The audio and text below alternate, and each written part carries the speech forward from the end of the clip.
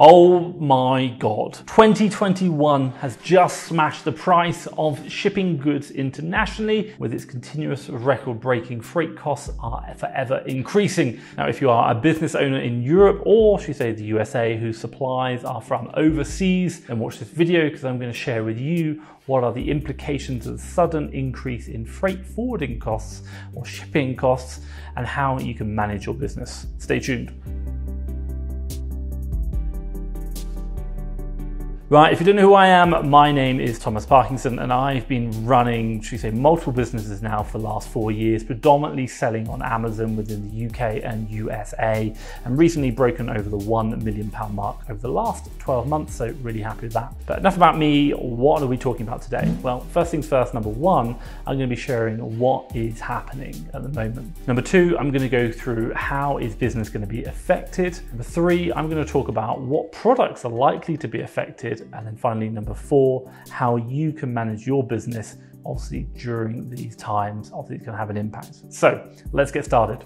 Okay, first things first, number one, what is happening? Well, look, before we tackle actually what is happening, let's first define something. The Freightos Baltic Index, or FBX, is. Now, the Freightos Baltic Index is the leading international freight rate index in cooperation with the Baltic Exchange based in London, in Europe. Now, quite simply, the FBX tells us that the changes, should we say, on the freight forwarding prices or the cost of shipping products internationally, generally through cargo ships. Now, if you want to know more about FBX, I will drop a link down below that will just explain in a lot more detail than what I can do right now. Now, according to metroshipping.co.uk, over the past 12 months, FBX reported that the price of cargo shipping increased 1,000%. Now, while making this video, we checked FBX's website and saw that the vast increase in the price trends within the last 15 days. And I'll drop a link around here so you can see that, or an overlay. Now, at the end of July 2020, the overall FBX price was 1,762.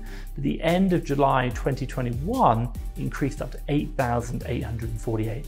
That's 5 times higher over the last 12 months, which is just crazy. Now, according to WJS.com, shipping experts say that the increase in ocean freight rates are a result of disruptions across the supply chain that trigger delays at ports, inland distribution networks, as Western retailers and manufacturers rush to restock inventory that were depleted during the COVID-19 pandemic. So that leads me nicely on to number two, how will business be affected? Well, again, coming back, according to metroshipping.co.uk, globally, traders have forecast that their sales at fixed prices face significant trouble. With such highly elevated freight rates, there are real fears that many of the smaller operators may go out of business, and quite simply, many businesses that use cargo shipments could experience big losses in sales due to an increase in the shipping costs. My God, we've certainly seen that 5 times over the last year. Now, these traders include foreign product suppliers or local product suppliers who source their products from, should we say, imported goods or external suppliers. Now, if you are a seller from Europe whose suppliers raw material coming from, should we say, China or the Middle East, according to FBX's website, the price of shipping goods to Europe from China or East Asia is 13 times higher than it has been in the last 12 months. Which is just crazy. Now, more than this, exports from the UK are facing real challenges, should we say, with vessels having space issues, and also, should we say, shipments being cancelled, and also, should we say, shipping companies skipping ports at a rate which is all increasing. All exports and trade carriers going from the UK have real problems. Now, if you are a seller in North America and you are getting your goods, should we say, even raw materials from China or East Asia, according to FBX's website, the price of shipping goods to North America to the west coast of, should we say, the US has increased almost 7 times over the last 12 months, which is absolutely crazy. Now, the east coast of North America shipping products overseas, again, that has seen a 5 times increase over the past 12 months. Again, a massive cost. Now, this has a domino effect since suppliers are affected by these vast increases in the cargo shipping rates or the cargo shipping prices, and this is going to be passed on to many retailers and private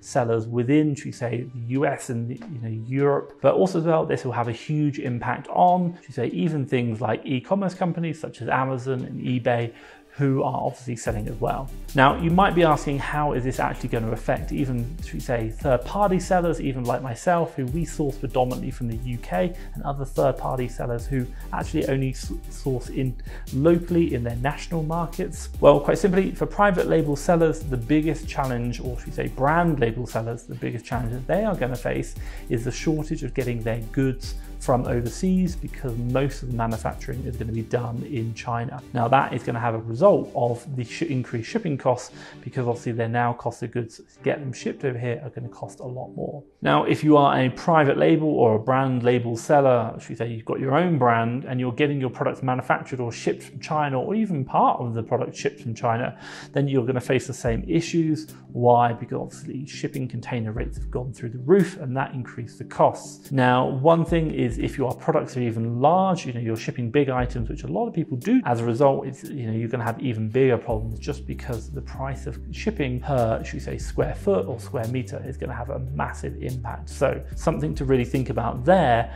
where you are doing these kind of products. Now, if you are doing, should we say, something like wholesale or even arbitrage within, should we say, Europe or the US, and perhaps reselling on eBay and Amazon, well, you might be thinking that you are not going to get affected by this. But interesting enough, guess what? Guess where your suppliers are getting their products from? That's right, they are probably getting them manufactured, most likely in China or in Asia. And as a result, those products need to be shipped to the UK, US, or even Europe for you to buy them. Now, in short, what does it mean? We can predict, based on the data that we've seen over the last few months, that you're going to start to see a lot of these products. They're going to start to either go out of stock because they can't get them in, or they're going to go out of stock because now the price of the product, including shipping, is not profitable enough, and there's not enough margin for those local or national suppliers to buy, or quite simply, the price is going to go up once they take into consideration the container costs and the shipping costs to get it to Europe or the USA from China or Asia. Now, looking for profitable products could be much more of a challenge into this Q4 period, and there is a high possibility that suppliers, even wholesalers as well, and retail and manufacturers, they are going to have to increase their cost of goods just because of the increase in shipping costs from Asia. Now, there is a big thing you can even look outside of just the increase in container costs, is the fact that because of the increase in the cost of goods, that means it's going to put more pressure on people to buy goods, or should we say more pressure on people's wallets, because now goods are more expensive. Now, this has an impact in regards to inflation, but not only that, also recently, you probably know, because of COVID, the governments have been printing money like there's no tomorrow. And interesting enough, one of the things which are, or should we say is changing as well, is the end of, should we say, stimulus checks in the US, and also supporting employers through like furlong schemes within the European Union and also the UK. That is all going to have an impact on people's wallets, and as a result, it might mean that we are spending less and inflation is going to go higher. But I could be here forever trying to explain the ins and outs and even get my own head around it, but there is a lot of pressure right now on people, and also the impact will be felt across the markets, across Europe and the UK, across the retail sector. Quick question for you guys, are you affected by the FBX price increase? I'm interested to know. Let me know in the comments down below. Tell me how you're affected, what you're seeing in your world. I'm interested to understand a lot more about this and how it affects us across the global business economy. Now, this leads me quite nicely onto chapter number 3, what products are going to be affected. Now, quite simply, if you don't know, I am an Amazon seller, and again, I talked about at the very beginning, I sell on Amazon UK and USA, and also as part of selling on that, we have the community of other Amazon sellers through the FastTrackFBA groups across both marketplaces. Now, we asked them what they think, should we say, what products will be affected by this price increase, and I'm going to share some of the responses that they have come back now. Now, one of the sellers that came back said any products which are obviously going to be big, large in size are going to have a real impact, because obviously the increase in shipping rates, we've seen it's gone up 5% at least, or 5 times, sorry, not 5%, and that's going to have a huge impact upon the cost of goods, and obviously the bigger goods are going to have to take a much higher proportion of those items because they take up the space within the containers. Now, many private label sellers have approached me privately and said actually they are thinking potentially of maybe giving up their products, not selling them anymore, because the profits they were making are now no longer existing just because of the increase through shipping costs. So certainly there's something having a real impact there. Now, another website that I really like to read to keep myself up to date on is called the Wolf Street website, and I do read this in my spare time quite a lot. Now, they are talking a lot about stock shortages on retailers, inventory at retailers from grocery stores, to new and even used vehicle dealers have dropped from $602 billion in the US, or about 9% from where it was in 2019. Now, according to the Census Bureau in 2001, it is currently producing the lowest inventory sales ratio in the history of data going back to 1992. Now, you might be asking, with all of these things happening, is there a way you can manage your Amazon business without, should we say, growing problems? Well, the short answer is yes.